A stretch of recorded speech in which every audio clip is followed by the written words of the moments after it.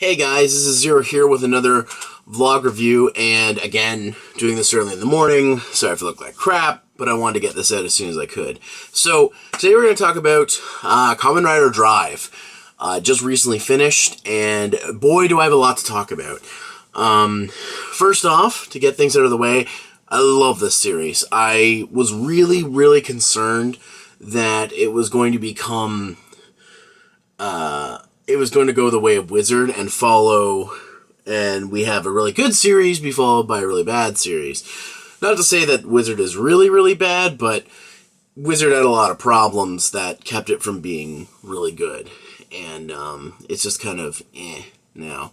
Obviously, I like Wizard because, I mean, I have the toys, but that's besides the point. I had a feeling that Drive was going to go the same way, and I'm so glad I was wrong, because Drive was really good, and unfortunately I don't think it's going to be as remembered as, say, something like Gaim was, because I mean Gaim was like something that Kamen Rider needed, like a kind of kick in the pants that Kamen Rider needed to get moving.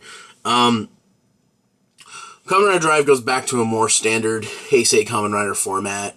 And it's not Neo Heisei. That's not an official thing. That's a stupid saying. Shut up, fanbase. It's not a thing. So, anyways, Kamen Rider Drive is about Tamari Shinosuke and his adventures as a policeman working for the Special Crime Units, or SCU, to get rid of the Roidmudes, which are the villains for this series, which are kind of like android-ish beings. Created by Krim Steinbelt, otherwise known as Belto-san in this show, and Professor Bano.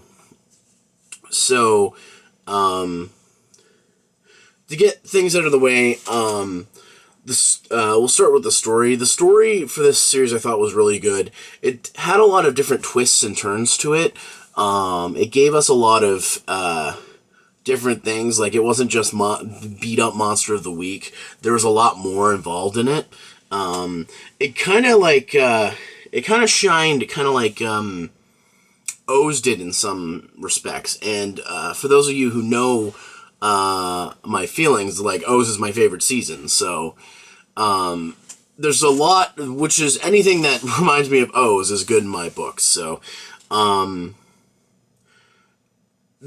so that's the main plot of the series, to defeat the Roidmudes, to stop another global freeze, which happened originally, and what the global freeze was basically time slowed down all across certain sections of the world. I think it was mostly Japan, but they don't want that to happen again, because if they got stronger, they could wipe out humanity. The Roidmudes are fighting to become the dominant species, and the SCU, Special Crimes Unit, is trying to fight against that. So, while technically the series isn't over, because there's still DVD specials that have parts to do with the story, the main series is over, and I guess I'll start talking about the characters, because that's really where things come through. Actually, before I start talking about the characters, I want to talk about the designs. The Roidmude designs are really techy and really cool looking, especially the ones for Chase, when he started his Roidmude rider form. It was weird. But the riders themselves, like, Drive is this, like, red, sleek, like, car look, and when he changes his forms with the shift cars. The car switching motif and the whole car motif thing, I was a little concerned about, because I didn't think it was going to work as well as it did. The shift cars themselves, there's this kind of this problem with Kamen Rider that's been happening a lot lately. Gaim kind of solved it, but kind of added to the problem still. In order for them to make more money off of toy sales, they have to try to introduce new toys all the time. And the biggest problem with shows like Kamen Rider is they'll introduce a shift car, which would allow him to tire change, which gives him new abilities. He's got a tire in the middle and whatever. A lot of the shift cars only got like 1 or 2 episodes. One episode introducing it, or sometimes they would just like, oh, I have a shift car now. Like, there'd be no story around it. So I thought the shift cars were kind of wasted in this. They do serve a secondary purpose because they're kind of sentient and they can, track people and whatnot. And they did a really good job of trying to include them as much as possible so that kids could find their favorite shift cars and want to go buy them. I have a good chunk of the shift cars. I don't have all of them. But it's another season where it's a standalone toy season, whereas like you can only like there's a certain amount of sounds that are built into each henshin device, and that's all you're gonna get. They're probably gonna release shift cars later that you can use in the driver that won't have any sounds associated with them. So it's one of those where it's really locked down on what you get in terms of sounds. So it's not as diverse as, say, like a gimmick toy like Double or Gaim. So, it's I really like the way the driver works. The mock driver I specifically like because I think it's really cool. I also like the guns that both Chase and Lupin have. That was something really interesting. But getting back to Drive, let's start talking about the characters. I'm saying a lot in this, by the way. So there's our main writer, Tomari Shinosuke. He starts off kind of as a lazy detective, because, he doesn't, his main reason is he doesn't want to risk anyone else getting hurt, especially his new partner, Kiriko. So he spends most of his days lazing about because he doesn't have the motivation, and he just doesn't want anybody else to get hurt. But then he gets the power of Drive, so he has a chance to prevent things that happened. Like to his original partner, who actually was put in the hospital because of something that happened during the global freeze, and Tomari felt responsible. He felt personally responsible. As Drive, as a character, I should say, I thought he was a good pick.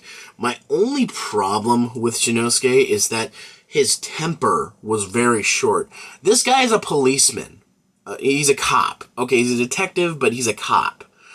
The cops are supposed to try and keep their cool at all times. Anytime his father was merely mentioned in a slightly negative light, he lost his shit. And I just think, personally, if that was a policeman, I'd be like, that's pretty unprofessional.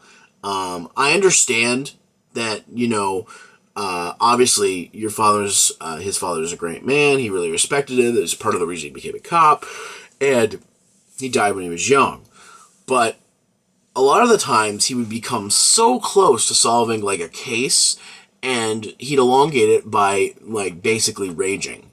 And it got him into a lot of sticky situations. So that's the one thing I thought Shinosuke was a little off about Shinosuke. I mean, every character has to have a weakness, but I mean, you're a police officer. You're supposed to be protecting the people. There's several times where somebody mentioned his dead dad in a slightly negative light, and he pretty much says, fuck procedure, I'm just going to fight you, even though I'm needed elsewhere.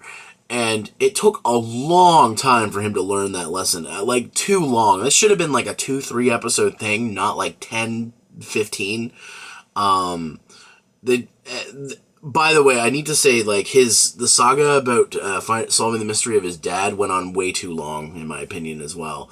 I think Shinosuke's biggest growth was learning, specifically in the last episode, learning that he is still his own detective, and he doesn't need to be Kamen Rider to go on. And I thought it was really cool that a lot of people say the last episode isn't technically the last episode, but honestly, it feels more like a last episode than, say, the ending of Wizard did, which was essentially a two-parter about basically Decade going to the wizard world from the real wizard's perspective. I thought the final episode built up his character enough and sort of was a great bookend to the series. The last episode's only Kamen Rider footage is with the new rider, Ghost. Except for a flashback scene, but that doesn't count in my opinion. So, I thought Shinosuke was he had his flaws, but I thought he was pretty good too. So let's talk about Kiriko, his sidekick. Kiriko was very started off as a strong, sort of violent, but not really cop. I never understood why, out of all the police people, she was the only one who wore that ridiculous uniform. But, whatever. I'm not going to complain. It's hot. But, it's a kid show. Come on, man. She was a good foil to Shinosuke to try to get him moving, to try to get him motivated. She also, a lot of the times, was bait, for a lot of the scenarios they were trying to do. And I think her character, unfortunately, develops for the worse and doesn't really... The problem was they introduced her as this really strong character, and then she starts getting kidnapped because she's the token female character of the group. Even though there's a couple other females in there, but she's the token female, so she has to be kidnapped. And I hate to play that card, but I'm like, you can't just build up a strong character like that and then start kidnapping them so that you can have, them have a sign of weakness. That's not good character writing. The other thing is, it started to feel like she was becoming underpowered. She's the Kamen Rider's, partner. Police partner. They did give her these boots that let her do a super jump and a super strike, but she used them all of 2 episodes, and then they never used them again. And I'm like, what was the point? I'm like, there was so many times where Kiriko could have not been kidnapped if she just used your goddamn super boots. And I'm just like, did the writers forget they wrote that in there? They used it just enough to not make it Chekhov's gun, which I'm just going to say it's Chekhov's gun because there's so many times she didn't use them. You could say, yeah, some of the time she was kidnapped, she was put in heels and stuff and different shoes, but I mean, that is not an excuse for why she never used them, when she had them. Especially the last half of the series, she's more a damsel of distress than anything. I also want to say I like that they tried to... At first I was worried because at the end they tried to force romance elements in, and I'm really, really happy that she and Shinosuke didn't end up together, it was just a false pretense or whatever, because you can't just... Apparently in TV shows, it's like what Linkara said, you can't just be friends. A lot of the times we expect them to be in a romantic relationship if it's a boy and a girl who are friends. And I'm kind of glad that they didn't do that, because... honestly, if there was a thing building throughout the whole series, but they never even considered it until Chase brought it up, so there was no point for that. Anyways, I'm rambling. Let's talk about some of the other characters. Let's talk about our secondary rider, Mach, or otherwise known as Go. Go is Kiriko's brother. He starts off as a showboater. He likes to show off at the start. He's also a pro photographer, so he spent a lot of times in the early episodes trying to show up the others, not really to show them up, but to sort of prove that he had a place there as the second rider. Partway through the series, he started to do things on his own. He became more of a loner.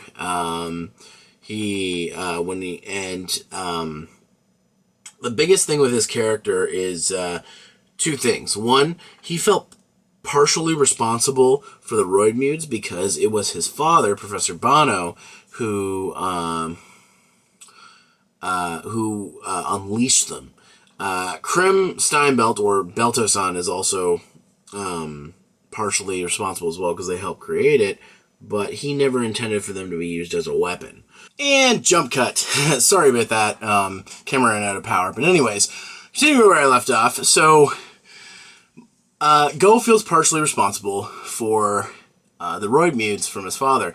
So with that, when Chase becomes, a good writer again, he doesn't accept him. He's actually, I guess you would say, racist towards him, if roid mutes are like a race, because they're kind of like androids. But basically he wants nothing to do with him. And they get into a lot of fights, and it's not because Chase has done anything specifically to him, he just doesn't like roid mutes. And he thinks all of them need to be exterminated. So, and that's a theme of the roid mutes. Are they really killing machines or whatever, like we're meant to think? That goes out throughout the series. So, and the biggest thing comes when Go finally, when Chase risks his life to save Go, that's when Go first realized, it didn't matter that you weren't a human or you were a roid mute. You were my friend, and I'm sorry this had to happen. I'm sorry I never told you, I never gave you a chance, sort of thing. And then that puts Go on his new journey, which is finding a way to revive Chase. Find a way to find him. So, speaking of which, that will lead me into Chase, our third rider, and a really interesting character. He started out as an evil rider. Wow, there's a lot of echoes with Black RX. I mean, Trideron, Rideron, Shadow Moon, Chase. I don't know as much about Black RX, but I'm sure there's more things that echo throughout. Anyways, Chase was interesting because we got another evil rider. I guess you could say we had a bunch of those in Gaim, but there was mostly like just riders having their own selfish desires, which could be evil.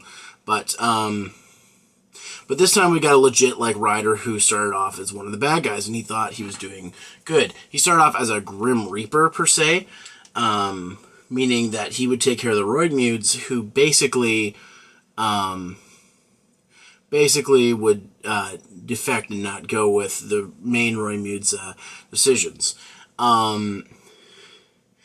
And over time, when he started having his mind played with by Medic and whatnot, and he eventually found out that he was the original Kamen Rider Drive, Proto Drive from the original Global Freeze. So that's why his roid mute number is 000, because he was a prototype. That's why his roid mute, he doesn't have a full roid mute form, because that's why he has to use the brake gunner to transform. So I liked Chase. He was interesting. When he became a good guy, he was curious all the time. There was a joke somebody made, like he found out that he was in love with Kiriko because he pretty much did anything he could to help her and protect Go and whatnot. It was funny because he, when the whole romance thing got brought up, it was because of him. And he was like, and when he first asked Go about it, he's like, I think I'm in love with your sister. It's funny because like somebody made an image like if Chase and Kiriko had gotten together, where there's another gathering where Go and Chase have to have an awkward conversation because Chase is like, Go, I have a question, a very important question for you. What is it? Kiriko has been talking to me about lovemaking, and I need to know what exactly that is. That's not a conversation Go would want to have with Chase about lovemaking with his sister. So that's just a funny thing. I kind of wish that Chase and Kiriko had ended up together. Chase was this character that I really feel bad for because like he was just getting abused in the series. When he became a good guy, he did everything he could to sort of try to help them, because he felt like he wanted to help protect humanity. And not just because that was his program, because that's what he felt was right. So, he's kind of a deep character. When he sacrificed himself for Go, he was just doing what he thought was right. And that kind of helped push Go on the way. So, there isn't a ton to talk about Chase. He was, because of his personality, was kind of hard to... His development was kind of sporadic, but I thought he was a good writer. I thought he was a good character. So the Special Investigation Unit. Let's talk about like June, the head. We got Rina, who is the scientist who develops all the gadgets with Beltosan. We've got Q, or Saijo, the guy who basically doesn't actually work for SCU. He's just kind of freelance because he has good detective skills, I guess, using technology. And then Ginpachiro, or Ota, the guy from First Division, who helps SCU all the time. So each character, of course, they had their importance. June and Rina all knew about Drive, but June, we didn't find out until partway through the series that June knew. Rina, we find out because she makes the gadgets, like the door gun and the shift sword, whatever it's called, the wheel sword, I don't know. As support cast, I thought they were really good. There's a lot of hinting that Rina and Ginpachiro, or whatever, Lieutenant Oda, I'm going to say, because it's going to be a little easier, were kind of had a thing for each other, but I don't think it was close, but I don't think anything ever happened. So I think all the side characters were really well done. That kind of helped this unit of police officers.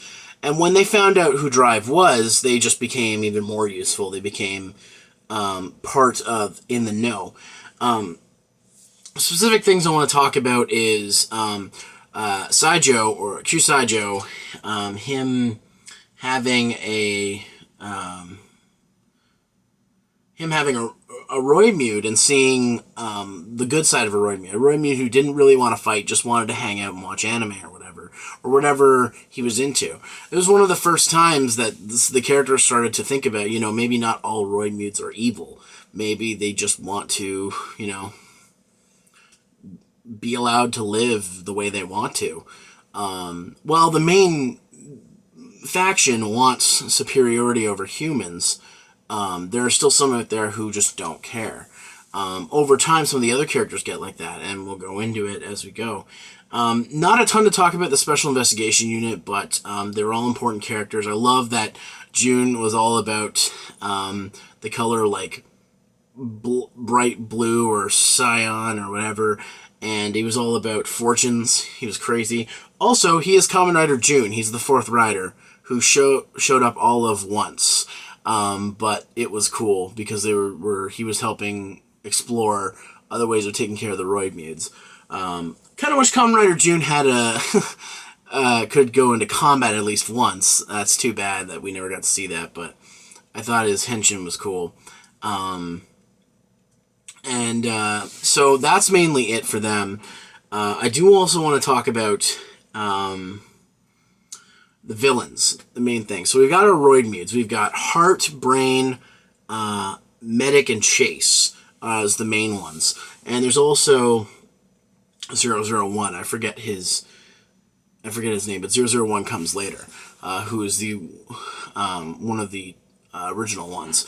So Heart is pretty much the leader for most of the series, while Brain and Medic are kind of his followers. Brain, each of them has their own thing. Chase, I won't get into because I already talked about him. But I'll start, I guess, with Heart. Heart didn't necessarily only really wanted superiority over humans because he felt that a society with humans couldn't work. Like coexisting with Romuans and humans coexisting couldn't work. So his thought was, we need to get rid of the humans so we can exist and be, and live and be allowed to live, because there's only like just over 100 Roidmudes and there's billions of people, of humans. So there's not a lot of room for a race like that when humans are pretty much the main drivers. And I mean, humans have a tendency to be trigger happy, shoot first, ask questions later. And with like what Roidmudes are, they probably figured that because Roidmudes have special abilities, people wouldn't take too kindly to them, like echoes of things like X-Men and stuff like that. They're kind of like mutants, kind of. So Hart wasn't really necessarily a villain, more so his thought process was like, there are good humans out there, but the bad outweigh the good, and that I can't take the risk of risking my brothers and sisters from becoming, being destroyed because of a lot of bad apples. So in the end, he finds out that humans are good, and he wished that things were different, but ultimately things were the way they had to be. Brain was one of those characters who wanted to basically be Hart's right-hand man at the start. And he had a lot of good plans, a lot of good ideals. He was partially responsible for a lot of things. The main thing was for Chase being reconfigured the way he was. He was smart. He was first... Maybe not first. I think he was actually one of the second Roidmude to gain his his ultimate power after 001. But 001 was almost like just a glorified monster of the day, so there's less to talk about. Brain didn't like Medic either, so when Hart started favoring Medic, he just like, maybe I shouldn't help Hart, so he goes help 001. He goes down that whole path. And then eventually he really just does it because he wants to help the Roidmutes. The same way that Hart does. Brain was an interesting character. He was one of the goofier villains. But I think he was one of the better villains. There was a lot of layers to him. He's also responsible for Bano still being alive in a tablet. So there's that. But we'll get to Bano in a moment. So that's Brain. Medic... was the character that basically she did everything for Hart, and she did not like Brain in the slightest. She did a lot of bad things to Brain, same thing to Chase, all to try and get to impress Hart. But she found over time that less and less of Hart wanted everyone to be together, and she only wanted to be with him. So it's kind of selfish of her. But then over time, she realized the importance of everything. And she's one of the few who survives close to the end. With her dying breath, she heals Shinnōsuke, which I thought was interesting. Because she could have healed Hart, but she healed him instead. I guess she felt that he was the best chance they had of defeating the whatever. But yeah, that's Medic for you. I'm not going to get too much into 001. I forget his actual name, but he was one of the reasons why, one of the reasons behind Shinnōsuke's father's murder. He was the cover-up, while the detective, or the head detective of First Division was the one who actually caused the murder. He was a fruity character too that I thought they could get rid of at some point. That I thought was pretty funny that he was around, and to find out he was a villain working for a Roidmude, basically, and that the police were all corrupt, made it that much more interesting. I don't want to get into too much of their story because it's spoiler heavy and it's a good part of the series, but. They were big players partway into the series, but 001 was always kind of in the shadows. But the real villain here, Bano, whatever, he sort of was the reason the Roidmudes existed. He kind of the guy in the background, but then when he came in, he became... he became on par in power with the main Roidmudes, and he was using the Roidmudes he was just using for his ultimate plan to start the next global freeze, and use the global freeze this time to actually be global and basically turn all humans into data and essentially kill them. He wanted to destroy the world, essentially, and there's not much behind that other than he only saw his son and daughter, Kiriko and Go, as just a failed science experiment and all this other stuff. And Benno, as a villain, he came in a little too late for me to take super seriously. Like, he was evil for being evil's sake, and I just thought that was kind of cliche. I thought the other villain characters had a lot more depth to them, to the point where they teamed up with the good guys to get rid of Banno's plan, Banno's plan. Stop yawning, man. So Banno, kind of a weak villain. They built him up so much, but he was kind of weak. So that's mostly the characters. I know I've missed a few characters, but I want to get this rolling because this video is already really long. Let me talk about the suits. I love the drive suits. I think it's really nice that it's got like this red color. It's got this. It's got like a sports car feel or a race car feel, which is funny because later forms he gets like Type Formula, which is my favorite form of his. Is blue and he looks like a Formula 1 race car. And the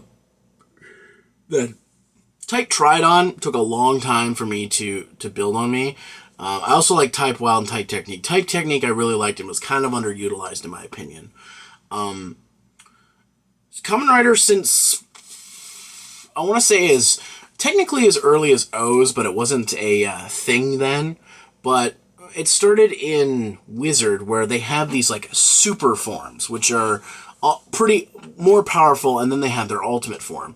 My only problem with super forms is a lot of times the super forms are cooler than the ultimate forms. In Wizard's case, it's not the problem. In Gaim, they had Kachidoki, and then as a super form, and Kiwami as the ultimate form. Well, Kiwami looks good. I personally think Kachidoki was the cooler looking form, and they should have kept that as the ultimate form. And it's kind of the same feel here. Type Tridon took a long time for me to get into, because when they introduced Type Formula, I thought that was the ultimate form, because it made sense. It was really cool. And he was able to beat hard enemies like 001 with Type Formula. The only reason 001 survived is because of BS, in my opinion, just so we could get another toy.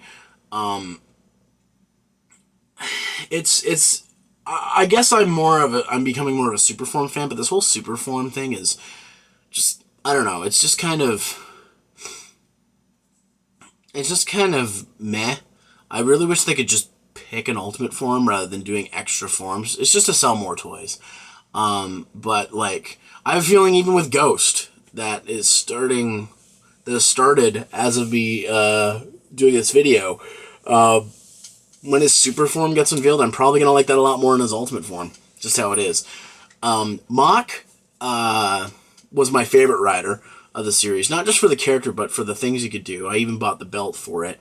I kind of felt like it was kind of limited because he only had a few forms. He could use the signal bikes and the shift cars and even the viral cores, but he never used the viral cores. That was a missed opportunity. The viral cores came in when he activated Type Chase, like his chase form, Mach's chase form, but he didn't use the viral cores. He should have used them, like, in his belt, because he technically did, but he never put them in the belt. I'm like, guys, all you had to do was shoot him putting it in. There's sounds for it in the toy, so why the hell didn't they use them?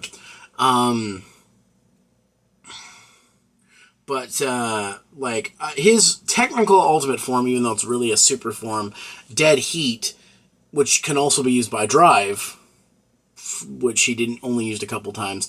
I think Dead Heat was really cool. That was weird because it was like a fusion of Drive and Mach, and I don't know. It was Mach was my favorite rider, but it was kind of weird. Then we have Chase, who technically had his like evil rider form with the brake gunner, and then he had his chaser form when he used the Mach driver.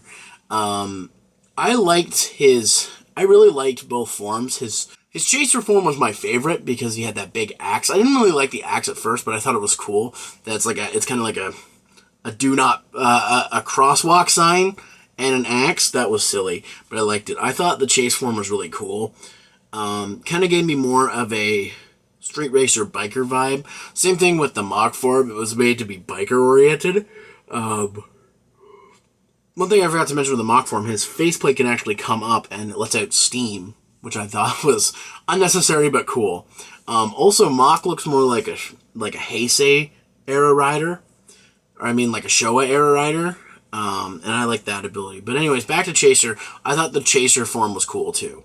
So then we have Kamen Rider June, which was looks like a last minute thrown together thing, but still kind of looks pretty cool for a trooper form, considering we've had like the Rio troopers from Fies, we've had the trooper helmet things with guns and Kabuto. What other series have had trooper forms? I guess you could say the Kamen Rider mages from Wizard were troopers. You could also say that Kamen Rider Kurokage basically became a trooper in Gaim. So for a trooper form, it was kind of neat, but it never really was used. So it's not technically a trooper. It wasn't mass produced. So Kamen Rider June is his own rider, and it's just sad that we never got to see Kamen Rider June in combat. Maybe in the movies. Maybe in the crossover movie. Make it happen. Not Saban. Make it happen, Toei. I want to see Kamen Rider June. Anyways, another thing is the theme song and the music in the show is really good. I didn't really care too much for the in-show music, but the theme song is really, really good. I listened to it a lot, actually. It was editing music for me for a while, and I really enjoyed it. Not much more to talk about. I've talked a lot, so Kamen Rider Drive was an awesome series. Unfortunately, I think it's going to get overshadowed by other series such as Gaim and Double and stuff like that. But it's a really good season, and I thought they did a really good job of what they had. I spoiled a couple things. I haven't for other things.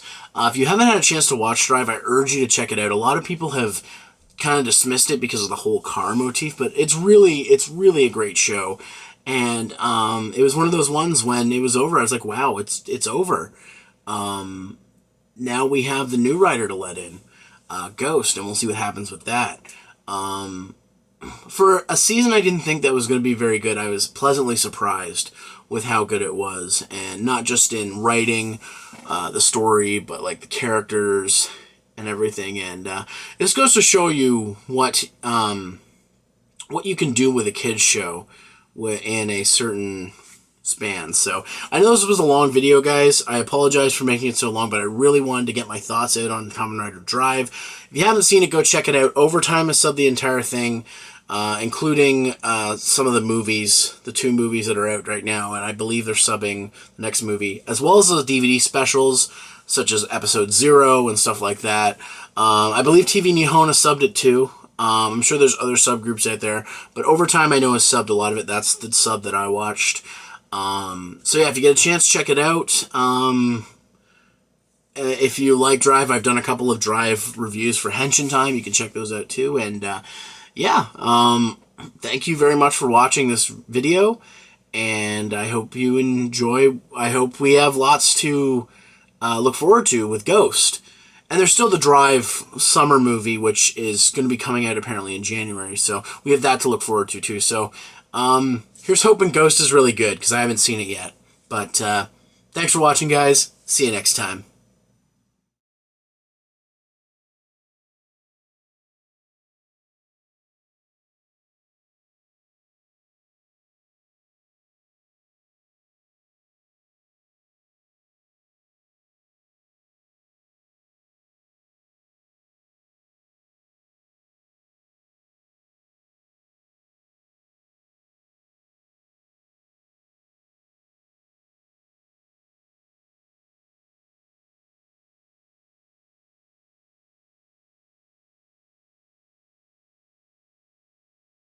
Did I mention I really like Dead Heat?